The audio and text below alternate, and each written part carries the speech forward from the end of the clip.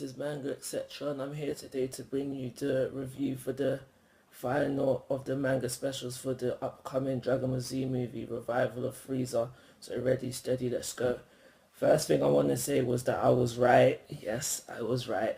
It was Jacko in the ship. So he's come down and we find out that he came down to warn Earth about Frieza's arrival. But Bulma, who's also come with him, is like, nah, you're fighting as well. And we can clearly see that Jacko is afraid of Frieza, but he's like, alright, I'll help with the fodder, but I'm not touching Frieza.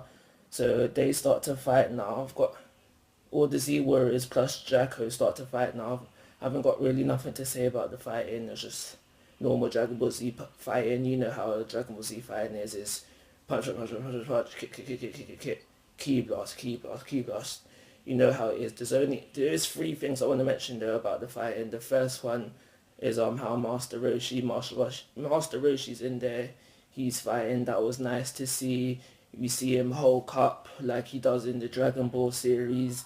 And what was funny about his fighting bit was how, excuse me, was how when after he did his Kamehameha, he expected his walking stick to survive the blast. I found that pretty funny.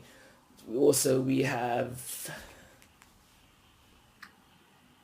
Jacko. Jacko is there in there fighting. That was nice to see.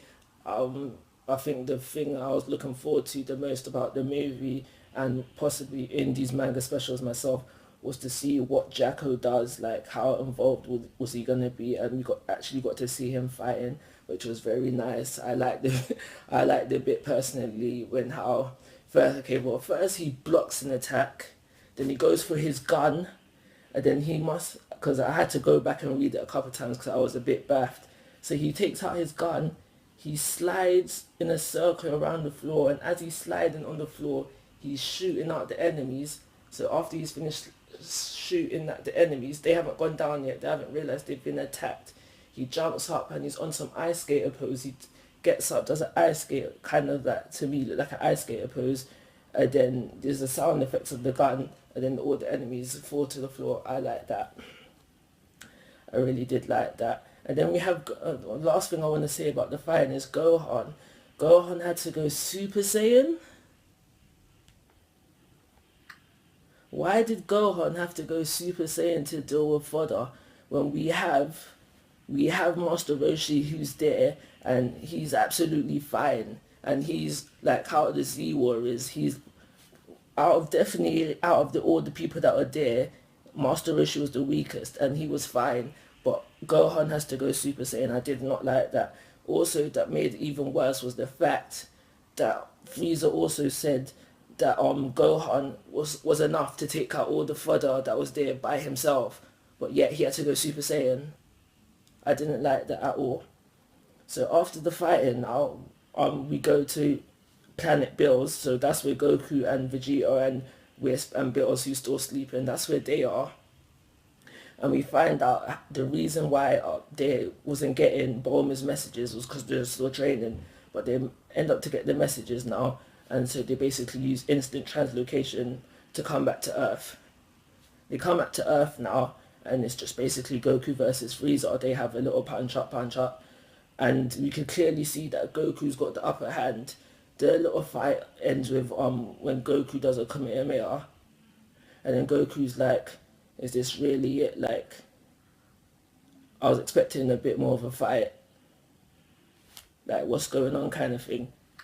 And that's when the chapter ends, and the chapter ends with Frieza, and he's about to transform into his new form.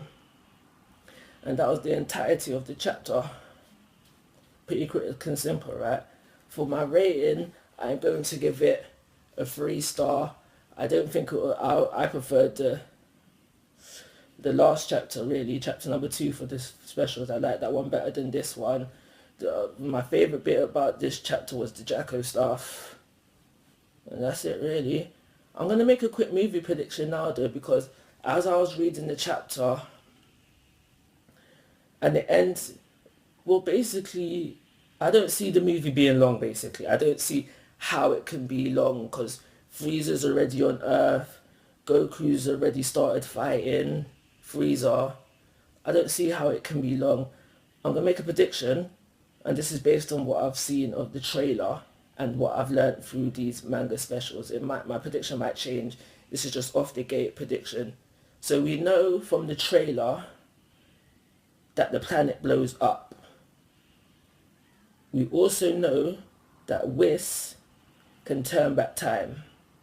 So I'm thinking that Frieza's going to transform, beat Goku, destroy the planet, Whis rewinds time, and there's going to be some training there that happens, and then we get the whole Super Saiyan God, Super Saiyan, and Goku and Vegeta come back and then beat Frieza somehow.